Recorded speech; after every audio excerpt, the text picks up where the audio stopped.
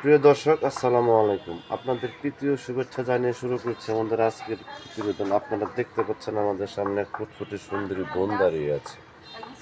আমরা আজকে এই বোনের বাস্তব জীবনের গল্প আপনাদের তুলে ধরবো। আসসালামু আলাইকুম আপু, ভালো আছেন আপু? কথা একটু জোরে বলতে হবে আপু। ভালো আছেন আপু? হ্যাঁ, ভালো আছি। আপুর দেশের বাড়ি কোথায়? নাটোরে। নাটোর। মা বাবা আছে? আছে, বাবা একটা বিয়ে করছে। ভাই বোন আছে আপনার? আছে, ছোট বোন আছে একটা। কি কাজ করেন আপনি? আমি হ্যাঁ, সেলাই মেশিনের কাজ করি। সেলাই মেশিনে কাজ করেন। লেখাপড়া করেছেন? লেখাপড়া করছেন? লেখাপড়া করতে পারিনি, যেটুকু করছি চলার মতো। নামাজ কালাম পড়েন? ভালোর মতো তো করি। ইউটিউবে কেন আসছেন? কষ্ট করেই আছে।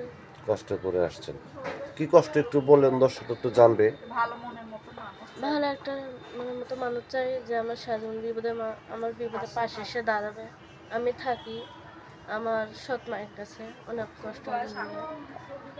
আপনার বয়স চলে কত? 18। 18 বছর। তো এই যে 18 বছর বয়স আপনি ইউটিউব চ্যানেলে আসছেন একজন মনের মানুষের জন্য, তাই না? এখন দেশ বিদেশ থেকে অনেক ব্যক্তি আপনাকে ফোন দিবে, আপনি ঠিক মতো কথা বলবেন তো? অবশ্যই।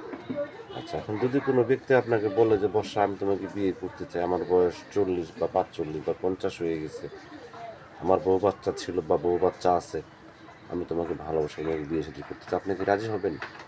রাজি তো হবই, যদি সে আমার দায়িত্ব নেয়, সে আমার সব কিছুর দায়িত্ব নেয়, তার কাছে অবশ্যই বিয়ে সাথে বলবো। ভালো একটা সুন্দর, তাহলে মনের মতো মানুষ কাকে চাই, তাই সুন্দর একটা মনের মতো মানুষ চাই। তো এই যে সে আপনি আমার পর্দা সারা করে জীবনের মতো আসছেন, আমার পাশে থাকে, এই যে সারা আপনি জীবনের মতো মনে রাখবো, তো সে আমার পাশে থাকে। এই যে আপনি যে মাস্ক পরে আসছেন, এই মুখটাকে আমাদের দেখাবেন নাকি যে আপনার মনে মানুষ হবে তাকে দেখাবেন? আমি আমার মনের মানুষকে দেখাবো। তো প্রিয় দর্শক, এই বর্ষাপুর কথাগুলো শুনলেন। বর্ষাপুর নাটোরের মেয়ে, ইউটিউব চ্যানেল একটা সৎমার যন্ত্রণা। যদি কোনো ব্যক্তি আপনাকে ভালোবেসে কাছে করতে চান বা যোগাযোগ করতে চান, আপনার নাম্বারটি হচ্ছে 01727530860। নাম্বারটা আমি আবারও বলছি, 01727530860। এই নাম্বারে যোগাযোগ করতে পারবেন।